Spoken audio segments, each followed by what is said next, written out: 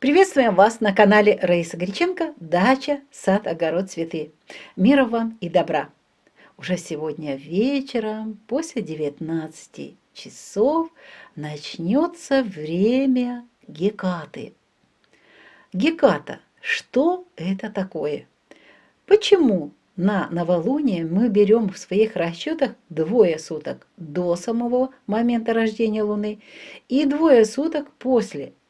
Откуда вот это разное время начала Гекаты?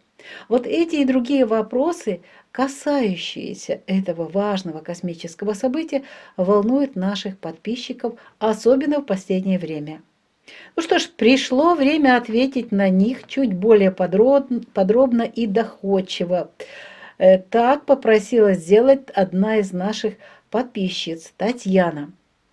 Обязательно пример приведу буквально через пару минут. А сейчас определимся, что же это такое Геката. Сначала разберемся с самим словом Геката.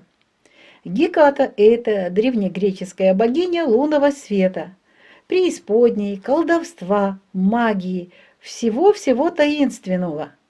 Это божество смерти, ядовитых растений, некромании и других колдовских атрибутов. Кстати, астрономы открыли 11 июля 1868 года малый астероид под номером 100 и назвали его Гекатой. Как видим, Геката очень важный момент в жизни Земли и землян.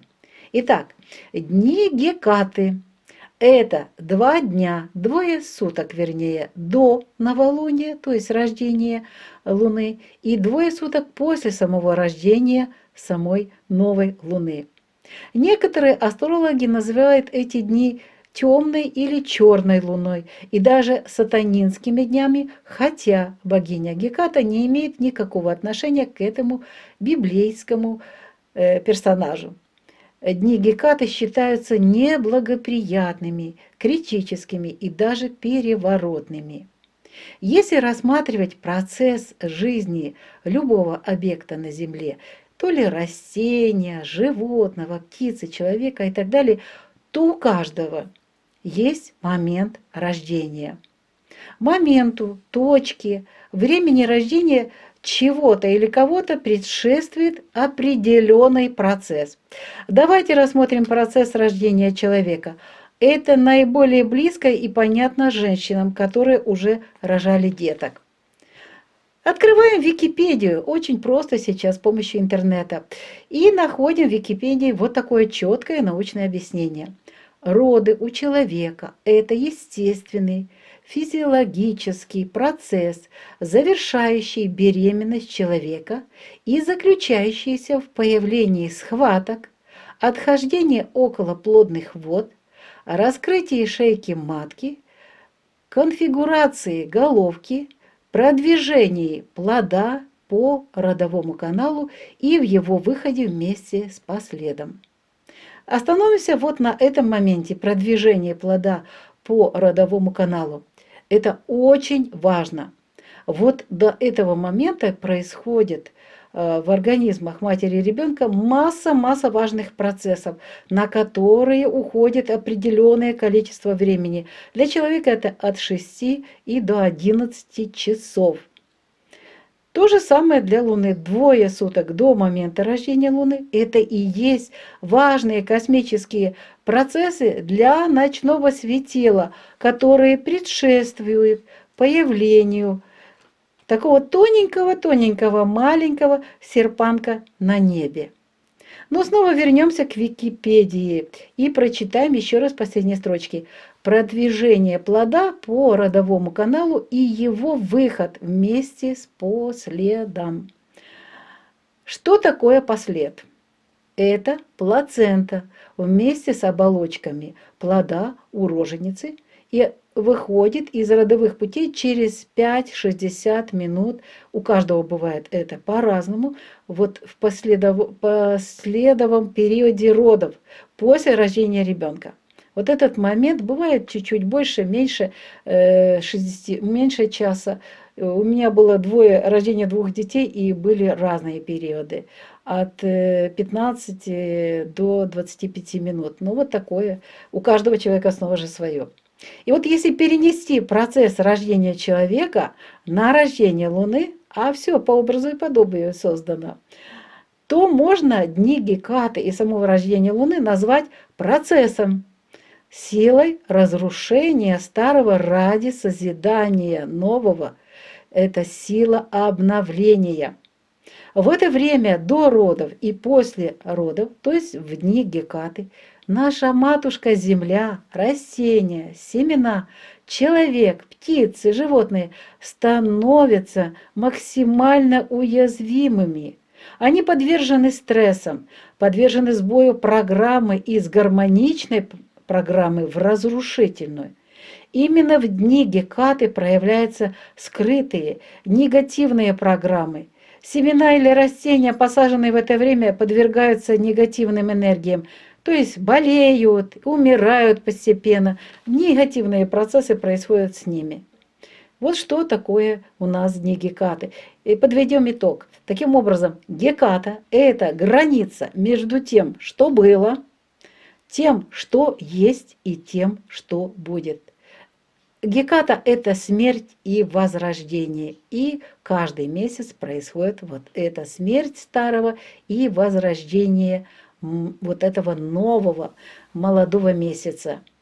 Мы много лет исследуем вот этот феномен Гекаты и получили на практике доказательства негативного воздействия на семена, на растения в этот период. Процесс Гекаты – это космические законы, которые, хотим мы этого или не хотим, нужно знать и почитать, и выполнять. Поэтому мы не используем дни Гекаты для посевов, для посадок и даже для подкормок, потому что подкормки – это тоже питание, тот же борщ, который мы можем предложить только что появившемуся ребенку. Ему он не нужен в это время. Это время для того, чтобы он адаптировался к новым условиям жизни. Поэтому ни в коем случае никаких подкормок в дни Гекаты и в период самого рождения Луны.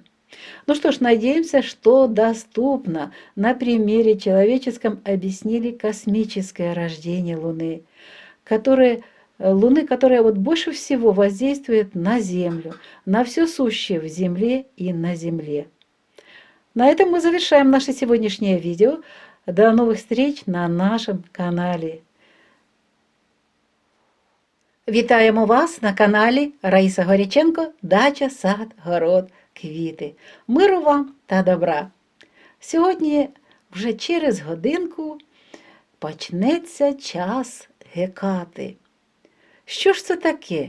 Чому на час молодого місяця ми беремо в своїх розрахунках 2 доби до самого моменту народження молодика та 2 доби після народження місяця? Ось ці та інші питання, що стосуються цієї важливої космічної події, хвилюють наших підписників, особливо в останні декілька місяців. Ось ми і їх розберемо. Прийшов час відповісти на ці питання, як написала наша постійна підписниця і постійно задає питання Тетяна, докладно просить і зрозуміло пояснити відповідь на це питання. Обов'язково на прикладі. І ми зробимо обов'язково на прикладі, пояснимо і розглянемо це питання буквально через 1-2 хвилини. А поки що розберемося зі словом Геката. Що це таке? Геката – це давньогрецька богиня місячного світла, чаклунка, володарка всіх страховиськ та примар. Це божество смерті, отруйних рослин, некромантії. До речі, астрономи 11 липня 1868 року відкрили малий астероїд під номером 100 і дали йому назву Геката. А тепер повернемося до 2 діб до самого народження молодика та 2 діб після народження. Деякі астрологи називають ці дні темними або чорним місяцем. Інколи називають сатанинськими днями. Хоча богиня Геката не має жодного стосунку до цього біблійного персонажу. Дні Гекати вважаються несприятливими, критичними і навіть переворотними. Це справді так. Якщо розглядати процес життя будь-якого об'єкту на землі, чи рослини, пташок, тварини, людини і тому подібного, то у кожного є свій момент народження. Моменту, точці та часу народження передує завжди певний процес.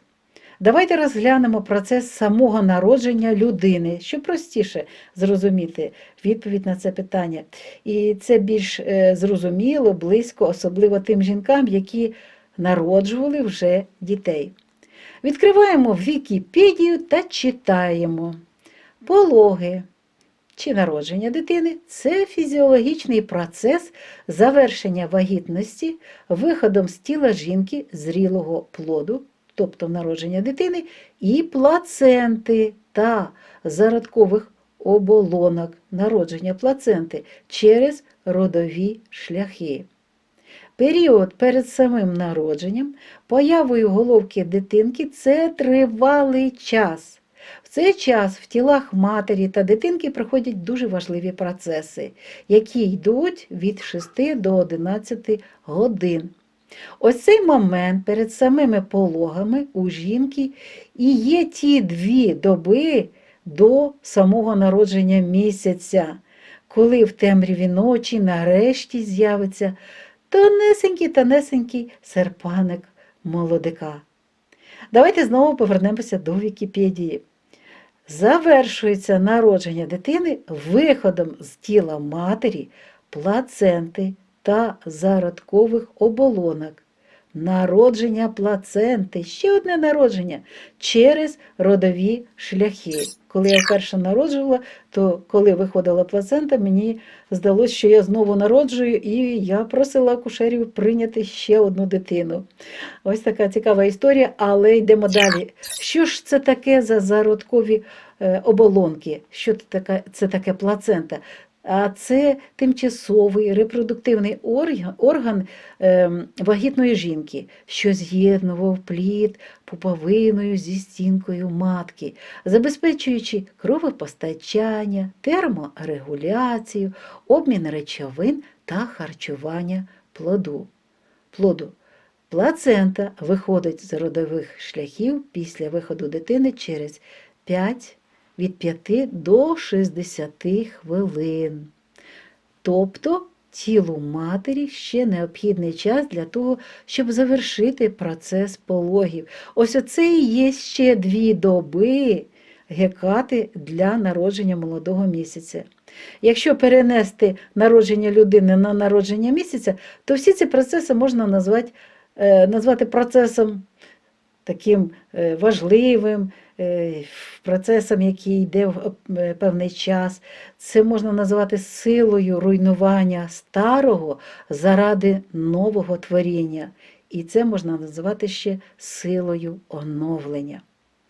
В 2 дні, вірніше 2 доби до самого народження і після народження молодика, в дні Гекати, сама земля, рослини, насіння дуже-дуже уразливі, схильні до стресів, до збою гармонічної програми до руйнівної, з гармонічної до руйнівної. Саме в 2 доби Гекати проявляються приховані негативні програми.